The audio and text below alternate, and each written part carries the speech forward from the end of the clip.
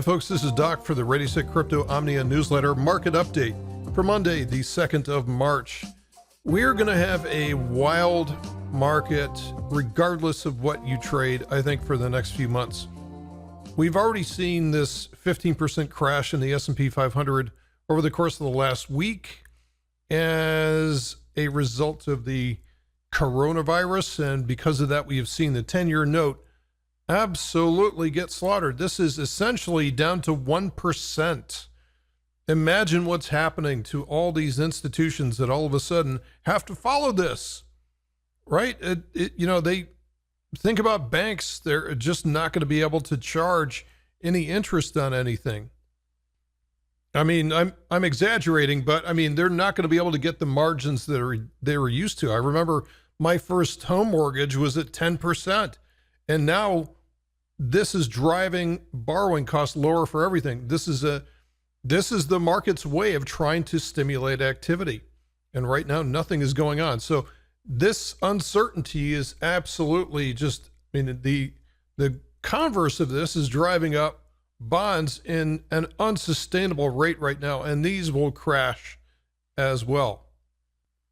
So we had an unbelievable rally in the S&P 500, and that brought certainty back. And as a result of that, cryptocurrency market, which, as I talked about the other day, the entire market is 25 times smaller than the haircut that we've seen over the past week. So this is a big dog that we have to watch and keep an eye on, because this pushes around the rest of everything else.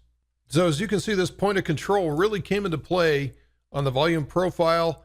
Now what happens from here, I don't know. We have seen some unbelievable V-bottoms in the equity markets over the last 10 years.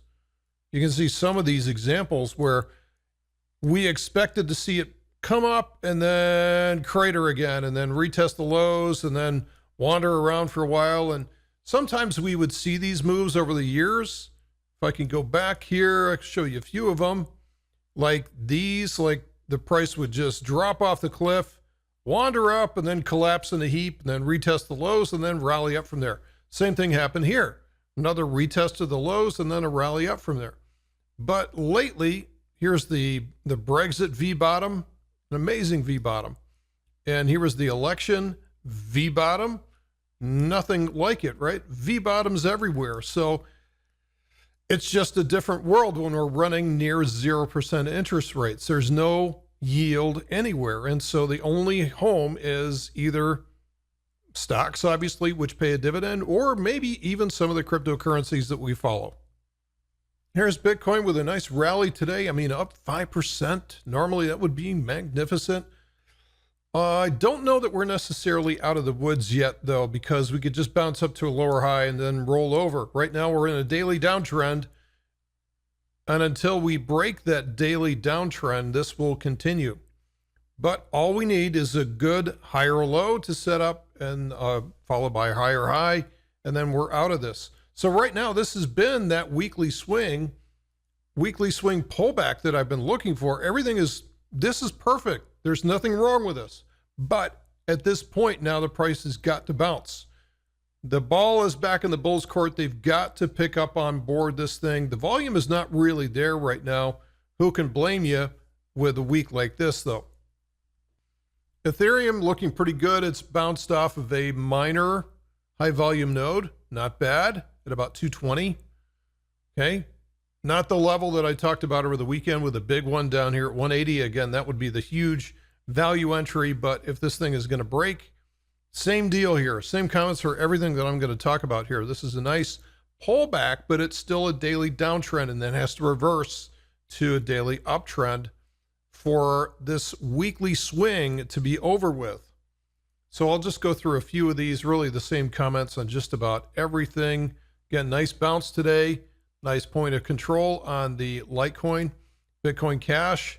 Same thing. Everything that we look at is essentially going to be about the same right now. As goes Bitcoin, so goes the rest of the crypto market.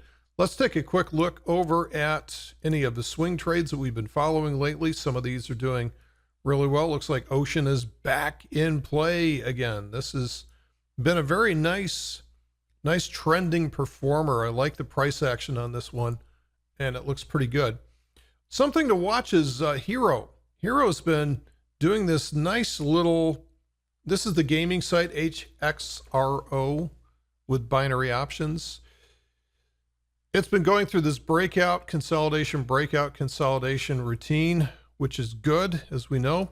Decentraland, let's see, Ravencoin, a lot of these have just gotten hammered lately. Icon, been hammered lately. Here is Tezos, gotten hammered pretty hard, but this is still that weekly pullback. That's okay. And we'll look at the last one here is Chainlink. Looks pretty strong versus BTC. If we look at Chainlink versus the US dollar, let's find that somewhere on here. Here it is. Okay. That looks okay. It's consolidating. If we bring up the RSI Laguerre, I think we're going to see this thing trying to build up energy in the weekly chart. Needs to restore itself a little bit. Eventually this will draw. Okay. Daily energy good. Weekly energy not so good. Again, needs a little bit more time to restore before we can expect this to break out again. That is it for today's report. Again, this is just a parasite on the side of a shark, right? It's caught between a rock and a hard place. So as goes the other markets right now, we have almost 100% correlation with all risk assets right now. Take care, folks. We'll see you tomorrow.